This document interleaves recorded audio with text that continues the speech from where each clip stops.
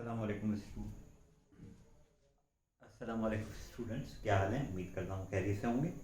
तो आज हम इस चैप्टर का लास्ट टॉपिक जो है that is theoretical yield, practical yield and percentage yield, इसको हम समझेंगे। ठीक है जी। तो अभी क्या है, थोड़ा समझने की कोशिश कीजिएगा, मैं समझाऊंगा आपको, समझ में आएगा। ठीक है। अब देखो, सबसे पहले एक टर्म है यील्ड। यील्ड का मतलब है प्रोडक्ट, पैदावार। ठीक। तो इसकी पैदावार, जब रिएक्शंस होते हैं तो जो सब्सटेंसेस हैं वो रिएक्ट करती हैं, माना रिएक्टेंट रिएक्ट करते हैं, रिएक्ट करके क्या बनाते हैं, दे विल फॉर्म प्रोडक्ट। तो amount of product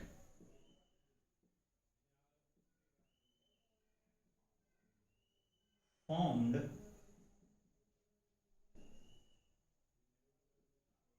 in a reaction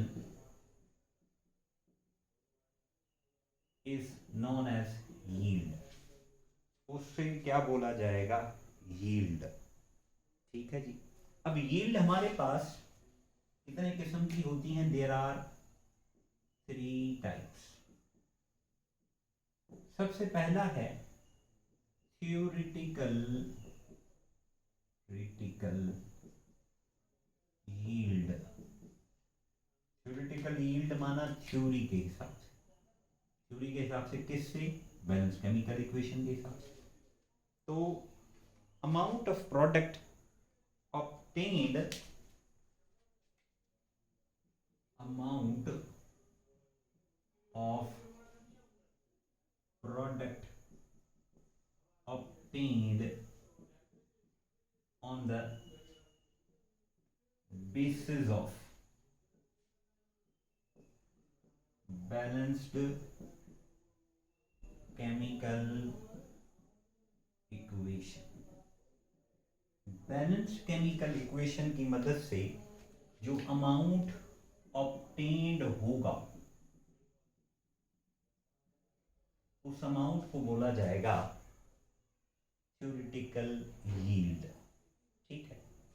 अब स्टोइचियोमेट्री में या लिमिटिंग रिएक्टेंट में हमने जितने भी क्वेश्चंस किए थे वो सारे के सारे आपको क्या बता रहे थे, थ्योरेटिकल यील्ड। ठीक है। All were giving you information regarding theoretical yield, क्योंकि हम बैलेंस केमिकल इक्वेशन यूज कर रहे थे।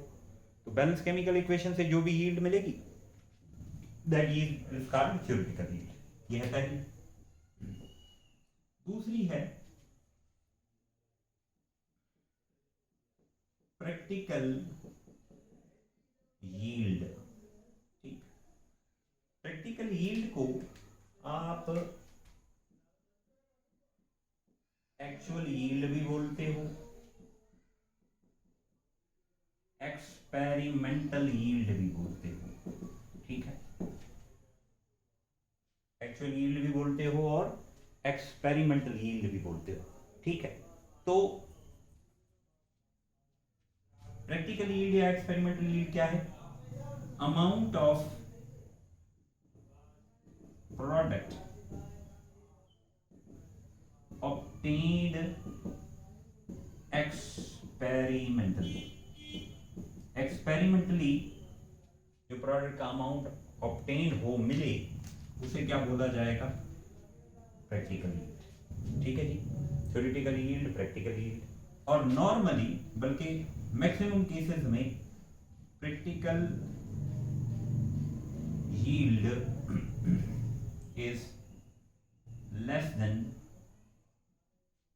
Theoretical yield. Practical yield theoretical yield से क्या होती है, कम। ठीक है। अगर आइडियल सिचुएशन मानेंगे तो दोनों बराबर हो जाएंगी, वरना it is always less then 1 और not less than 1, less than theoretical yield. अब जो तीसरी टर्म है दैट इज, हाँ, जो तीसरी टर्म है, now that term is percentage yield. तीसरी टर्म है उस टर्म को क्या बोला जाएगा? Percentage yield. परसेंटेज यील्ड किसे बोलते हैं? The ratio of actual yield to theoretical yield is known as percentage yield। ठीक है, और percentage yield बराबर होता है actual yield upon theoretical yield multiplied by 100। ठीक है, समझ गए? अब मैंने अभी आपको बताया था कि ये वैल्यू कम होगी, ये वैल्यू ज़्यादा होगी। अगर न्यूमरेटर कम डिनोमिनेटर ज़्यादा तो आंसर क्या आएगा? 1 से कम। अगर 1 से कम आएगा तो 100 से मल्टीप्लाई होगा तो जवाब 100 से कम आएगा। तो इसीलिए कहा जाता है कि this percentage yield is always less than 100%। ये हमेशा क्या होगा? 100% से कम होगा। ठीक है जी, इसको नोट करें। हाँ जी, बातें चल रही थी परसेंटेज यील्ड। परसेंटेज यील्ड क्या है? Percentage yield is always less than 100%। ऐसा क्यों? पहला कि there may be side reaction हो रहा हो। ठीक है, और दूसरा ये भी है कि all reactants are not completely converted into products। जाहिर सी बात है, अगर सारे के सारे रिएक्टेंट्स प्रोडक्ट में कन्वर्ट नहीं होंगे तो आपके पास वो जो यील्ड होगी वो थ्योरेटिकल से कम आएगी। तीसरा, reaction may be reversible. Reaction क्या हो? रिवर्सेबल हो, या जो लैब में काम कर रहे हो वो क्या हो? Inexperienced workers. ठीक है, या हमारे पास मैकेनिकल लॉस हो जाए क्रिस्टलाइजेशन के थ्रू, डिस्टिलेशन के थ्रू नहीं, क्रिस्टलाइजेशन के दौरान, डिस्टिलेशन के दौरान, फिल्ट्रेशन के दौरान, वॉशिंग के दौरान। ठीक है, लॉस ड्यूरिंग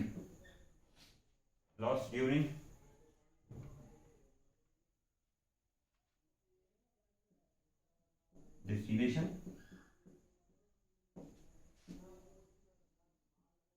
क्रिस्टलाइजेशन, फिल्ट्रेशन। ठीक है, तो ये लॉसेस की वजह से भी हमारी यील्ड नहीं हो सकती पूरी। ठीक है, तो these are the various reasons. अब इसमें एक एमसीक्यू आया हुआ है, यहां लिखता हूं मैं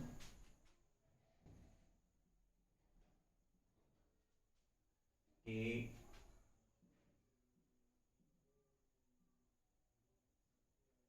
dash measures the efficiency of chemical reaction। 2-3 दफा एंट्री टेस्ट में आ चुका है।